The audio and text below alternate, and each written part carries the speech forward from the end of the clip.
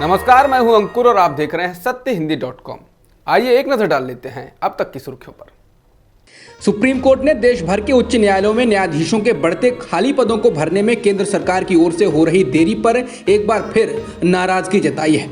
Supreme court ने सोमवार को एक आदेश में कहा है कि सुप्रीम कोर्ट कॉलेजियम द्वारा सिफारिशों को मंजूरी देने के वर्षों बाद भी उच्च न्यायालय के न्यायाधीशों की नियुक्ति नहीं होने के कारण सरकार का अड़ियल रवैया है। जस्टिस संजय किशन कौल और जस्टिस ऋषिकेश रॉय की खंडपीठ ने डंपिंग रोधी कार्यवाही संबंधित एक मामले में दिल्ली उच्च न्यायालय द्वारा पारित एक आदेश के खिलाफ दायर विशेष अनुमति याचिका पर सुनवाई करते हुए ये टिप्पणियां की।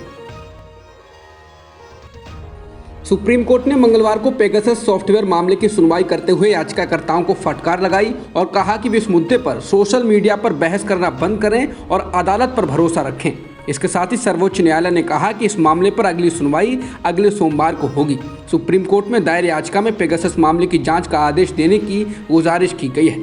सुप्रीम कोर्ट ने याचिकाकर्ताओं से साफ शब्दों में कहा, आपको जो कुछ कहना है अदालत में कहिए, बहस अदालत में होनी चाहिए, सोशल मीडिया पर नहीं। सरकार की ओर से पैरवी करते हुए सॉलिसिटर जनरल तुषार मेहता ने इस मुद्दे पर और समय मांगा। इसके बाद ही अदालत ने सुनवाई टाल दी और अगली सुनवाई सोमवार को रखी। रक्षा मंत्रालय ने सदन में कहा था कि उनकी ओर से एनएसओ समूह के साथ सौदा नहीं किया गया है। इसके बाद पूर्व वित्त मंत्री और कांग्रेस के वरिष्ठ नेता पी चिदम्बरम ने पीएम मोदी को घेरा है। चिदम्बरम ने कहा कि रक्षा मंत्रालय ने एनएसओ समूह इजरायल के साथ किसी भी सौदे से खुद को दोषमुक्त किया है। अगर रक्षा मंत्रालय सही है तो एक मंत्रालय को हटा देते हैं, बाकी आधा दर्जन संदिग्धों के बारे में क्या।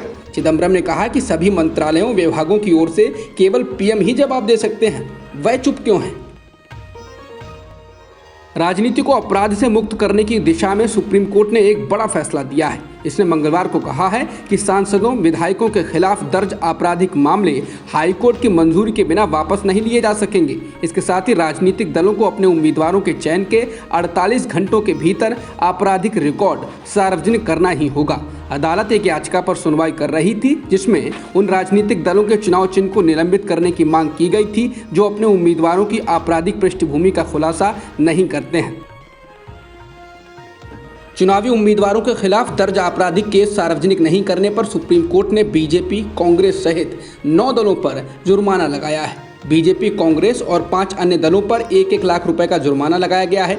पिछले साल के बिहार विधानसभा चुनाव में आदेश का पालन नहीं करने पर सीपीएम और राष्ट्रवादी कांग्रेस पार्टी पर 5-5 लाख रुपए का जुर्माना लगाया गया है।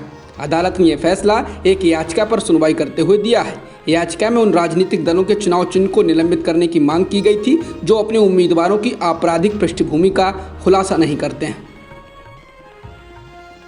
कांग्रेस के पूर्व अध्यक्ष राहुल गांधी जम्मू कश्मीर के दौरे पर हैं। आज उन्होंने श्रीनगर में पार्टी कार्यालय का उद्घाटन किया। इस दौरान उन्होंने फिर कहा कि कांग्रेस को नफरत के खिलाफ लड़ना है।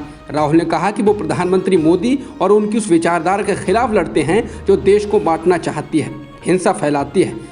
राहुल ने कहा कि वो उनके खिलाफ लड़ेंगे और जीतेंगे भी। इसके अलावा राहुल ने कहा कि वो चाहते हैं कि जम्मू कश्मीर को जल्द ही पूर्ण राज्य का दर्जा वापस मिले।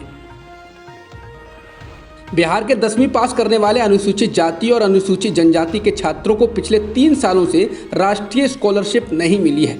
संबंधित अधिकारियों का कहना है कि राष्ट्रीय स्कॉलरशिप पोर्टल की तकनीकी खामियों के कारण ऐसा हुआ है, पर वे ये नहीं बता रहे हैं कि इन तकनीकी खामियों को समय रहते ठीक क्यों नहीं किया गया।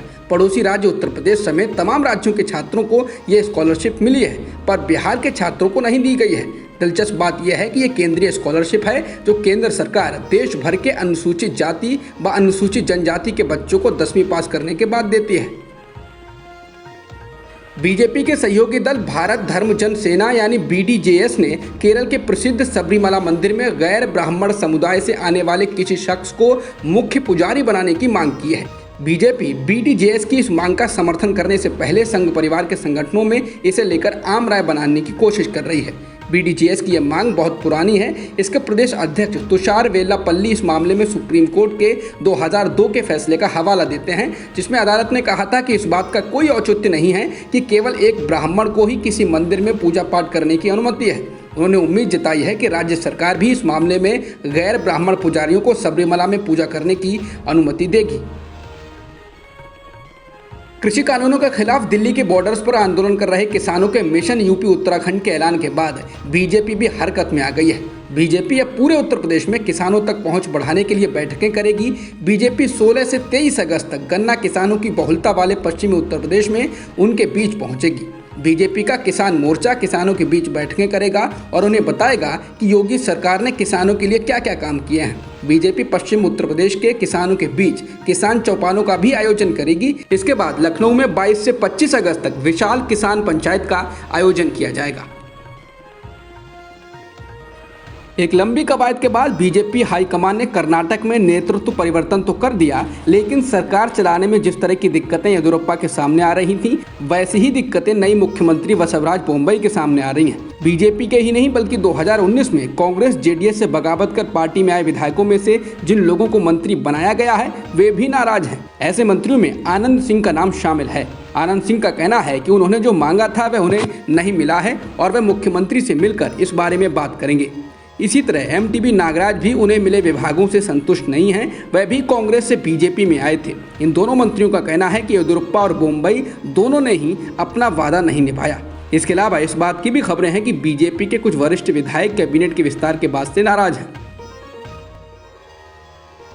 तालिबान ने सोमवार को छठी प्रांतीय राजधानी पर कब्जा कर लिया। इस बीच अमेरिका का कहना है कि अफगान सुरक्षा बलों पर निर्भर करता है कि वो कैसे तालिबान से देश की सुरक्षा करते हैं। बता दें, अमेरिकी राष्ट्रपति जो बाइडेन पहले ही कह चुके हैं कि अफगानिस्तान में अमेरिकी सैन्य मिशन 31 अगस्त को समाप्त हो जाएगा। उन्होंने ये तर्क देते हुए कही कि अफगान लोगों को अपना भविष्य खुद तय करना होगा और वह 20 साल से चल रहे इस युद्ध के लिए अमेरिकियों की आने वाली पीढ़ी को नहीं भेजेंगे। अफगानिस्तान में तालिबान आम नागरिकों, महिलाओं, बच्चों, मस्जिदों और मौलवियों को भी निशाना बना रहा है। अफगानिस्तान के गृह मंत्रालय के मुताबिक तालिबान ने साल की शुरुआत से अब तक 24 मस्जिदों पर हमला किया, जिसमें 30 मौलवी मारे गए और 70 घायल हुए।